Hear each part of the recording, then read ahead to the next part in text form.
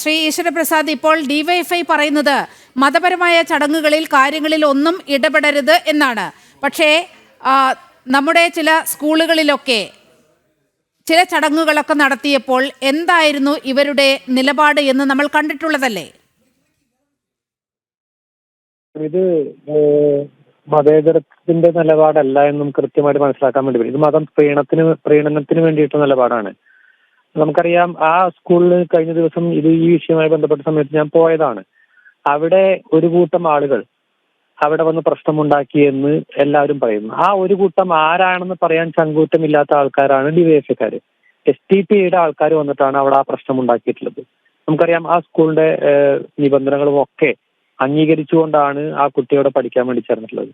അതിനുശേഷം ഈ പ്രശ്നം സംസാരിച്ച് പരിഹരിച്ചു എന്ന് അവിടുത്തെ MP വന്ന് പറയുകയും അതിനുശേഷം ഈ ദിവസവുമായിട്ട് ആ പ്രശ്നം പരിഹരിക്കാതെ അത് വർഗീയ വിഷയമാക്കി മാറ്റിക്കൊണ്ടിരിക്കുകയാണ് ശിവൻകുട്ടിയും അതേപോലെ തന്നെ ഈ ഡിവൈഎഫ്ഐ പോലുള്ള സംഘടനകളും.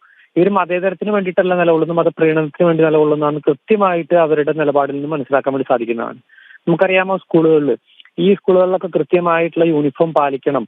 അതിനു വേണ്ടിയിട്ടുള്ള കോടതി വിധി 2018 അതിന്റെ കോടതി വിധി കൃത്യമായിട്ട് നമുക്ക് കാണാൻ വേണ്ടി സാധിക്കും.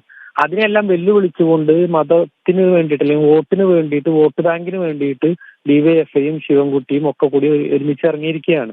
ഇതിനെ കേരളത്തിലെ സമൂഹം തള്ളിക്കളയുന്നുള്ളൊരു സംശയമില്ല. എല്ലാ ആളുകളും ഈ സ്കൂൾ മാനേജ്മെന്റിനോടൊപ്പം ഉണ്ട്. തീർച്ചയായിട്ടും നമുക്കറിയാം, അവിടെ ഈ മതപരമായ കാര്യം എന്നൊക്കെ പറഞ്ഞുകൊണ്ട് തീവ്രവാദ സംഘടന പ്രശ്നമുണ്ടാക്കുകയാണ്. SDPI പോലുള്ള സംഘടന പ്രശ്നമുണ്ടാക്കുകയാണ്.